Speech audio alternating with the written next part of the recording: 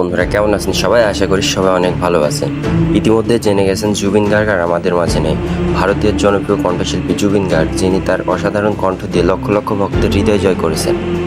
আজকের এই ভিডিওতে থাকছে তার গাওয়া সেরা 5টি হিন্দি গান।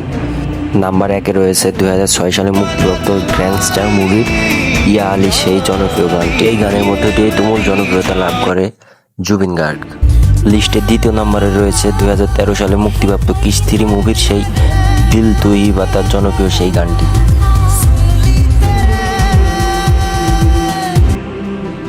লিস্টের 3 নম্বরে রয়েছে ইমরান হাশমিনের অভিনয়কৃত একটি সিনেমার গান তেরি তামান্না সেই গান।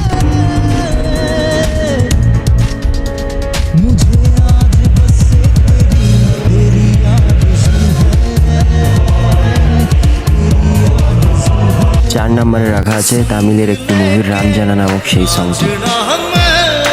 পঞ্চমে রয়েছে আব মুসকো জিনা নামক সেই সংটি।